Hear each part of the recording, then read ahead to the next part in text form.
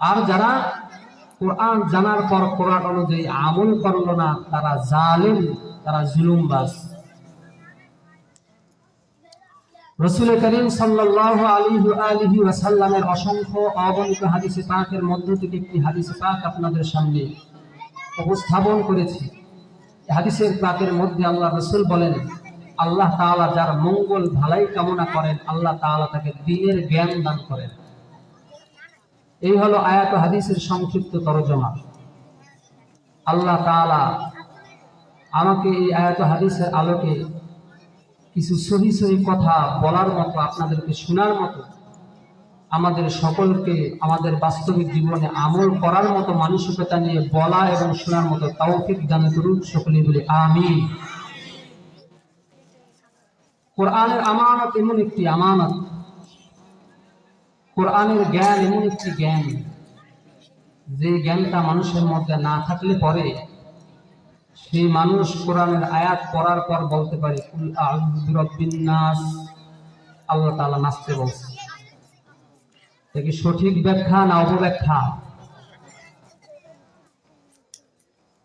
আর এই অপব্যাখ্যা মুসলমান করেছে না বেঈমান করেছে? মুসলমানের বাচ্চা মুসলমানের পরিচয় দিয়ে করেছে। কি জন্য এমন একটি কুরুচিপূর্ণ কথা বলতে পারলো?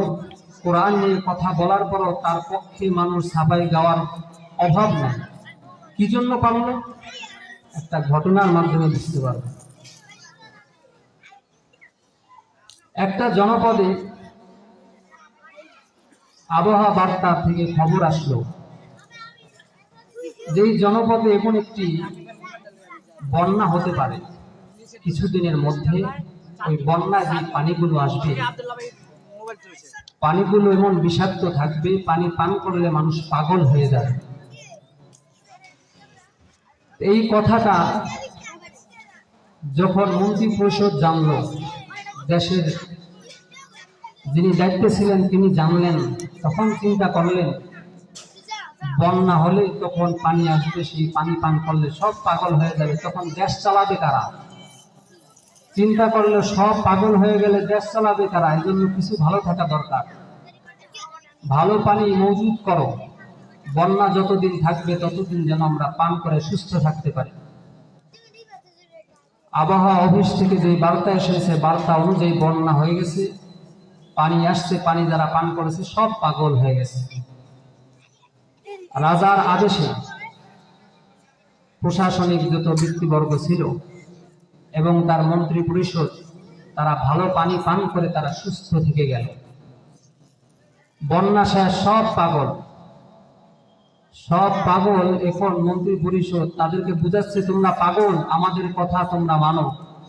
বলে আমরা পাগল না, আসলে আপনারা পাগল। আমার কথা বুঝে থাকলে বলেন পাগল কারা? মন্ত্রী পরিষদ না জনগণ? বলেন জনগণ পাগল। বিষাক্ত পানি পান করে সে পাগল হয়ে গেছে।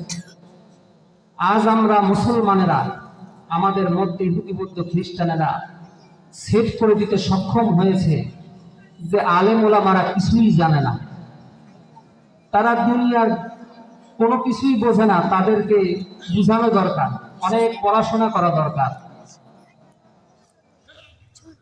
এটা কি জন্য বলে? কারণ তারা ইহুদি বৌদ্ধ খ্রিস্টানদের বিষাক্ত কালচারের ঢেউয়ে তারা হাবুডুবু খাচ্ছে।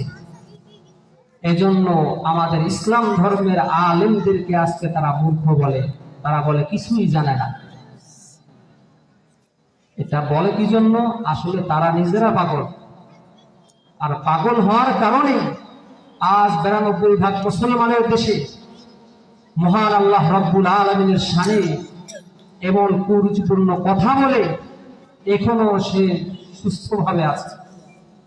যদি আজ আমার দেশে বিচার ব্যবস্থায় কোরআনের হুকুমত কায়েম থাকতো, তাহলে ওই বেঈমানের কথার দ্বারা মুসলমানদের হৃদয়ে যে রক্তক্ষরণ হয়েছে, তার ফাঁসি কার্যকরের মাধ্যমে মুসলমানদের হৃদয়টা কিছুটা হলেও শান্ত হতো।